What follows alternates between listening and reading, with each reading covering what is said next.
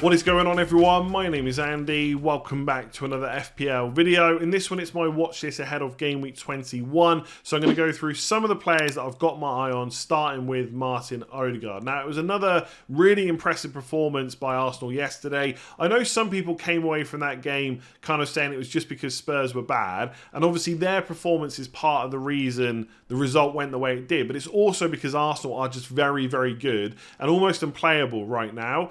So if you're not already tripled up on Arsenal players from an FPL point of view, you should probably be thinking about how you can do that sooner rather than later. And Odegaard's a really nice starting point because he's only 6.8 million. I'll come back onto him on an individual level in just a minute. Looking at the Arsenal fixtures, they're not going to blank in game week 25 where they've got Leicester away. And although on paper I would say they've only got one green fixture, which is Bournemouth at home in game week 26, they are playing so well right now that I think they could blow any team away. And regardless of that, regardless of whether they win or not, they are going to score lots of goals, you know, in the next 6 game weeks, and they're probably going to keep a good few clean sheets along the way as well.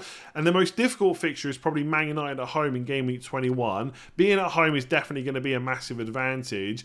I do think that game will be more difficult than it was earlier on in the season, and I completely understand that Man United won that game, but at the time, United weren't playing as well as they are right now.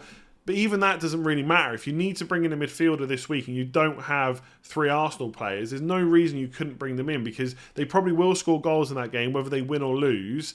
And then the fixtures long-term are good anyway. And the key thing for Arsenal players, and I've said this before, is they're absolutely nailed on, at least the ones that we're looking to pick from. So Ben White, Gabriel, Saliba, Odegaard, Martinelli, Saka, and obviously Nketiah while Jesus is out as well.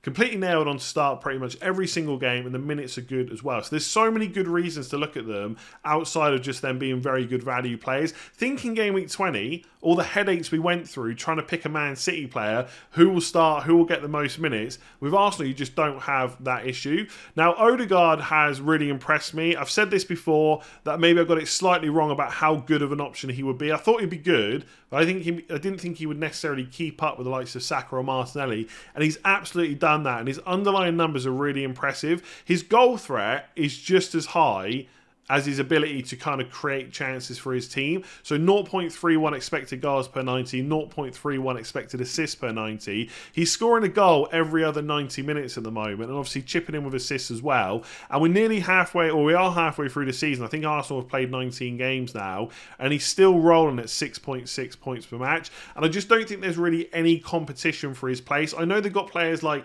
Fabio Vieira, for example, that could play in that position. But I think people are starting to say that Odegaard is, so far this season, the best attacker in the league. I think it's very difficult to argue against that. Obviously, you've got players like Haaland and Kane, so maybe you could say he's the best midfielder in the league. But for 6.8 million, it just seems crazy that a lot of us still don't own him. Now, for me, I've already mentioned the triple up.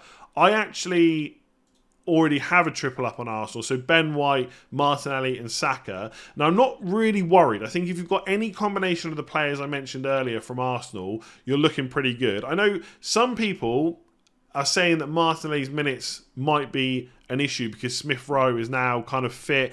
He's not played a huge amount of minutes, so they'll probably have to build him up slowly. But over the next few weeks, maybe that will be an issue. But I don't think it is for starts. I think Martinelli, Saka, Odegaard are going to be that front 3 behind, you know, the strike, or the 3 behind the forward. And I don't think that changes with Smith Rowe. I think Martinelli is just a better player. It might mean that his minutes are reduced. So I spoke about this with kind of Martial and Weghorst. If you look at Martinelli's minutes, he's got 90, 90, 87, 90, 90, and then 78 against Spurs. You know, maybe he gets to kind of 80 minutes a few times and then gets subbed off, which is a slight issue, but not a major one. So Martinelli's not really someone that I'm looking at getting rid of. But if you didn't have either, I probably would just go for Odegaard. Like I said, no chance of him not starting, and underlying numbers are just really good. If you've got Martinelli, don't panic. I'm saying if you're starting from scratch and buying one, I probably would go for Odegaard.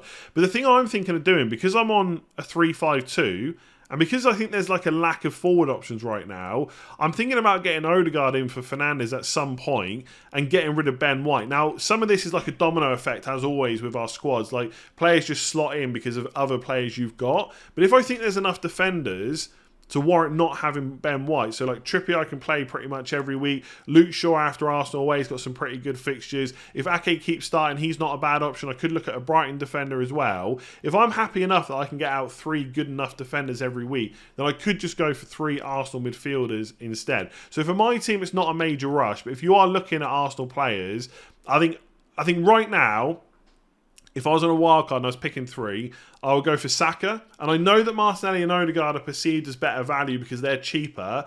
But Saka, again, absolutely nailed on like the rest of them, but also has penalties. So that is, he hasn't had many this season, but it's still something he's got in his locker. So I still think Saka's the best option, then Odegaard.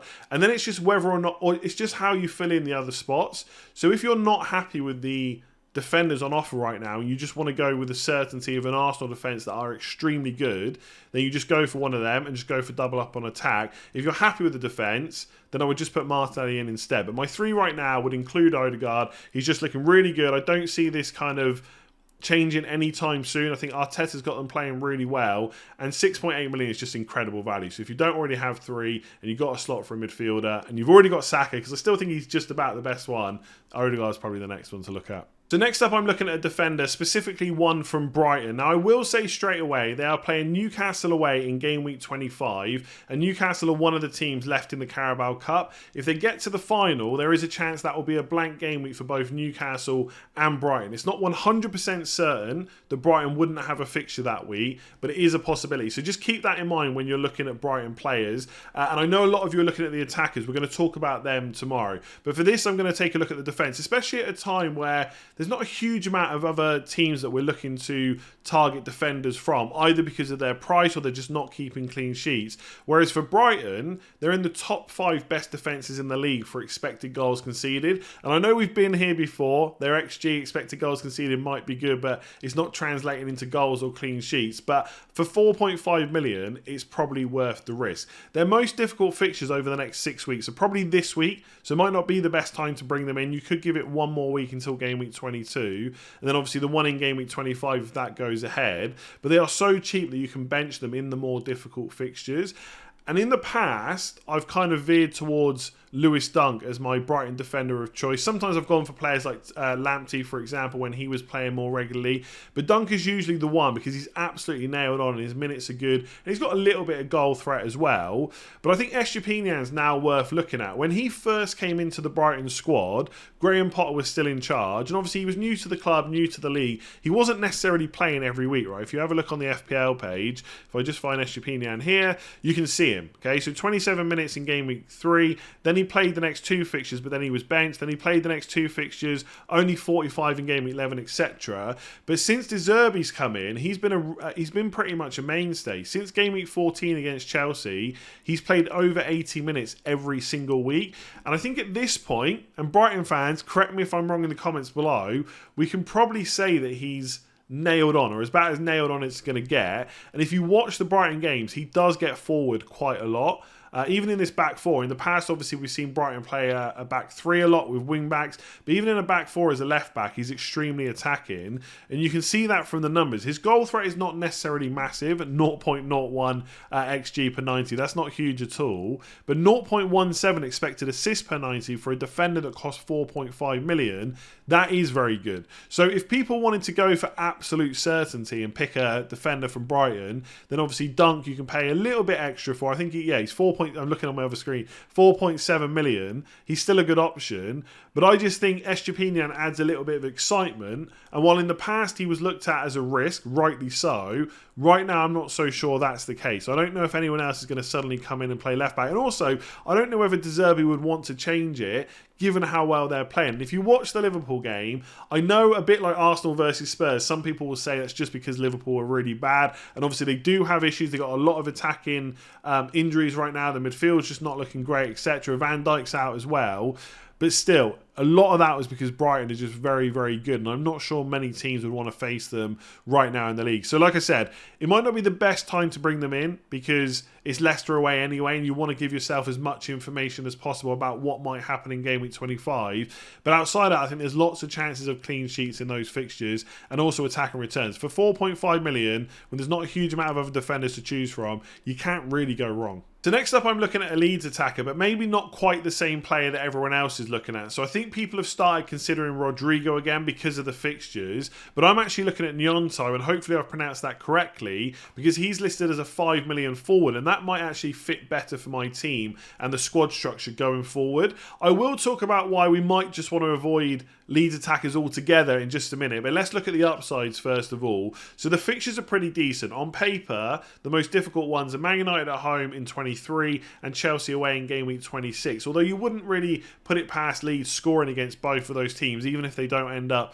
winning the matches. But outside of that, you've got Brentford at home, Forest away, Everton away and Southampton at home, and in Gnonto's case, he's getting pretty good minutes, and he's only 5 million, so you can easily bench him and just call upon when you need him, right? And obviously in game week 25, he's got that fixture against Southampton at home, and as I've already mentioned a few times in this video, for some teams and players, that will be a blank game week. So I am looking at him. This is very team specific, so I'm on a 3-5-2, and I've talked a lot about maybe switching back to 3-4-3 because obviously Andreas Pereira is a really good bench option. He will play in game week 25, but I'm also thinking about the landscape of FPL right now, and if I don't have the cash to get to Harry Kane, and look, I could look at like Ivan Toney. We'll talk about him in tomorrow's video.